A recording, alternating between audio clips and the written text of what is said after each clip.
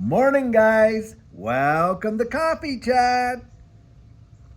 Oh my goodness, that was delicious. Guys, I'll tell you what a beautiful day I got going here. Some nice, beautiful wind and breezes coming in. You can hear the wind chimes going there. And sunny, but not scorching. So amazing, I'll tell you what. Guys, reading an article this morning, and I'm going to tell you, this is one we all want to stand up and pay attention to. I kid you not. You got Kamala Harris out there.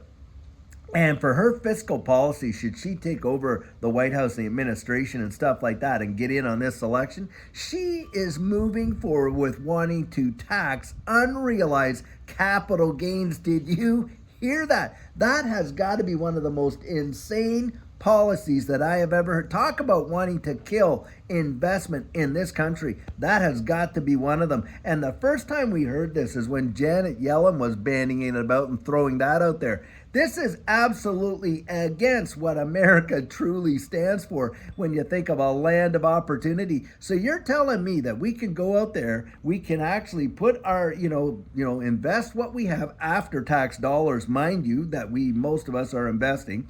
We throw that out there, and then we start to see gains, but we're not ready to take them yet because we believe that we could actually see a little bit more than what we're seeing.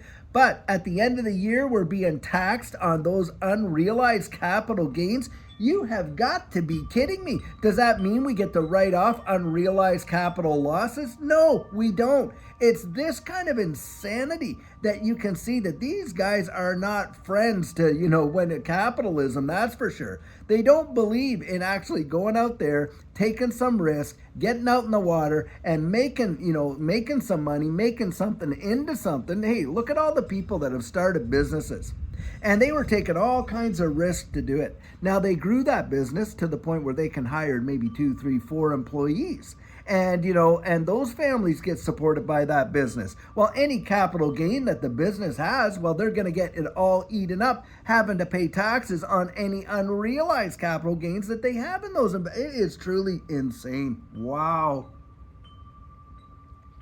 Wow, wow, wow. But that's what, and guys, you know what? They want to take that money and they want to use it for all the social programs they got. Get people on UBI. So the ones that are out there are taking risk, are actually footing the bill for the ones that want to sit back there and do nothing and stuff like that. And so for me, guys, this is a no-brainer. I would never support any administration that would come out and back taxing unrealized capital gains. This is insane. But that's what we've got, guys. This is what we've got. And I think the choice is pretty clear. And these guys that come out on this side that are now saying, oh, we want to be friends of crypto. Friends of crypto? Are you kidding me? Do you know the first area that they're going to throw this attack at is going to be this digital asset space? And why is that? Because, guys, they know that we're going to see some amazing gains when it comes to this space as it moves forward in the future and they move us into that digital economy. And you call that being a friend of this digital asset space? Not in your life.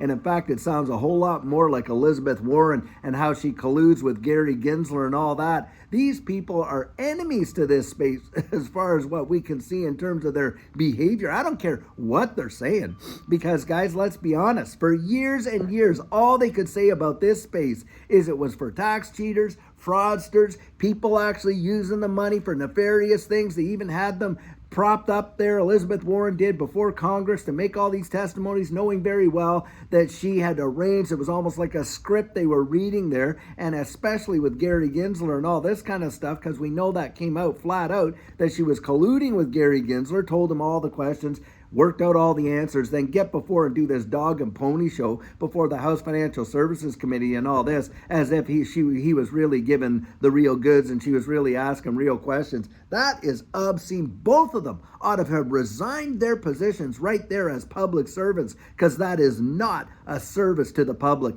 That is absolutely for sure. And that's why I believe in getting behind folks like John Deaton over there in Massachusetts. And I'll tell you what, we have got to really move heavy in his favor and help him to oust this person that has been there for decades and absolutely has done nothing for her constituents except enrich herself. And that's where I look at this. These guys have no problem being worth tens of millions, hundreds of millions themselves. Look at, Obama there. Got out of office and the guy's a multi-billionaire now. Can you fathom that? And then you want to turn around and then poo-poo people that are out there trying to take what little after-tax money they have, invest that, may see a life-changing opportunity, but you're going to tax them on the unrealized capital gains? Insane. And a betrayal as far as I'm concerned right there. Wow.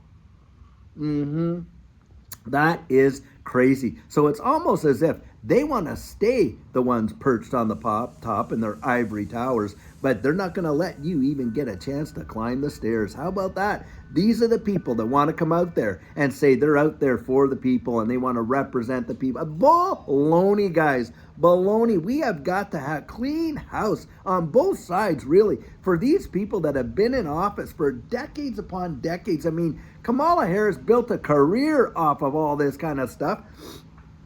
Utter nonsense, and not just her, by the way, but others. And we've just got a clean house. Let's get some fresh blood in there with real innovation, real thinking, not people that are out there saying, oh, how can we absolutely crush the American spirit of going out there and what the country was made for, where, you had the American dream where you could go out there and you could pursue that life, liberty, happiness, and seek to see a profit, where we actually came out of places that taxed us to death. Hey, remember 1776? What was that all over, guys? Boston Tea Party. What was that all over? Taxation. That's right. Guys, do you want to be under a situation where you're literally going to be taxed on your unrealized capital gains? Now, even getting taxed on our capital gains, they wanted to raise that to what? 47% or something like that? Needless to say, that's one thing, but being taxed on unrealized capital gains, you've literally lost it. And in fact, I believe that will be the nail in the final coffin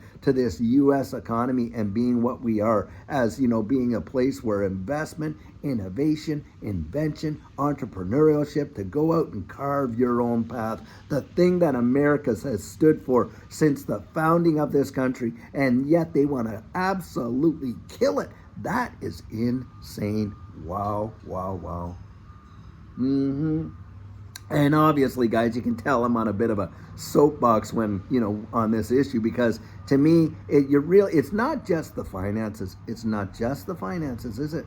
It's talking about an ideal and destroying that ideal for what it really stands for, what it means to actually go out there and genuinely start from something from scratch. How many people have immigrated to this country from around the world because of that very ideal, the opportunity. Those opportunities do not exist in a lot of countries around the world.